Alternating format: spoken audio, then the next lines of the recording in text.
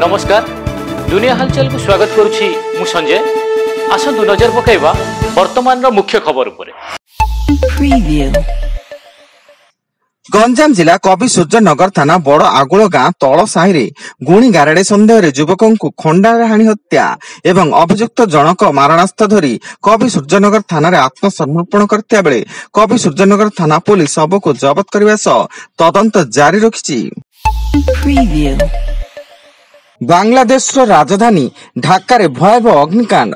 ढाका स्थित एक 7 महला विशिष्ट रेस्टोरेंट रे निया लगी 43 जनकर मृत्यु घटिता बेले 40 रु अधिक जन आहत होई स्थानीय हॉस्पिटल रे भर्ती एवं घटनास्थल रे 13टी दमकल गाड़ी निया को आयत्त करने को उद्यम करिछि। राज्यर गण शिक्षकों पारिश्रमिक वृद्धि कले राज्य सरकार। एणिकी सेमाने मासिक दरमा 7,000 बदल 10,000 टंका पाइबे। एणे ओटीईटी पास करिथिबा गण शिक्षक नियमित हेबे बोली राज्य सरकार पक्षरु सूचना मिलिथिया बेले एही निष्पत्ति द्वारा राज्यर 1,472 गण शिक्षक उपकृत हेबे। राज्य सरकार अंगनवाड़ी कर्मी दरमा वृद्धि नहीं घोषणा करिसेंती। अंगनवाड़ी कर्मी दरमा 7,500 रु 10,000 को वृद्धि पाइथिया बेले मिनी अंगनवाड़ी कर्मी पारिश्रमिक 5,350 रु 7,250 टंका वृद्धि पाइछि एवं अंगनवाड़ी सहायिका पारिश्रमिक 3,750 रु 5,000 टंका को वृद्धि करिसेंती। एही वर्धित दर पिछला भाबे 2023 अक्टोबर मासरु लागू हेबो।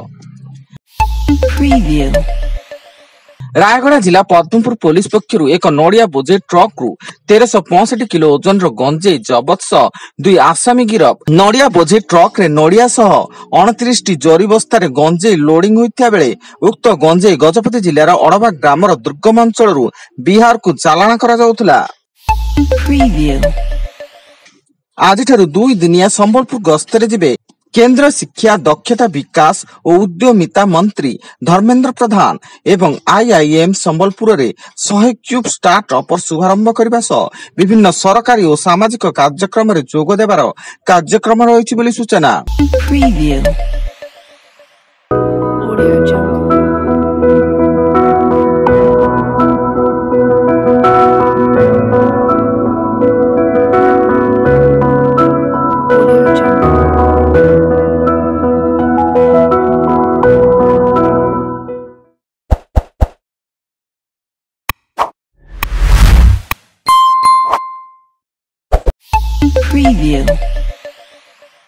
मुख्यमंत्री नवीन पट्टनायक लोकार्पण करेंगे बहु प्रतीक्षित बरमुंडा बाबा साहेब भीमराव आंबेडकर बस टर्मिनाल।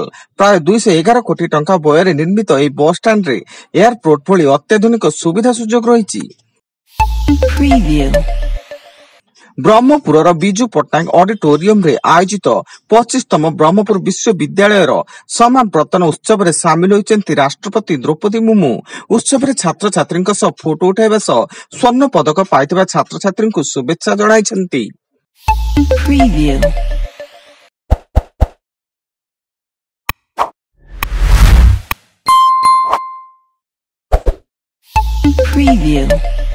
सुवर्णपुर जिला डुंगरीपाली थाना खुंटपाली गाँव में मर्मतुद सड़क दुर्घटना। 2 बाइक मध्य मुहांमुही धक्का फल जनकर मृत्यु घटिता बेले 2 जन गुरुतर होइचंती एवं मृतक जनक हेले बरगढ़ जिला जामुटुबाहला गाँव महाजन सिंह।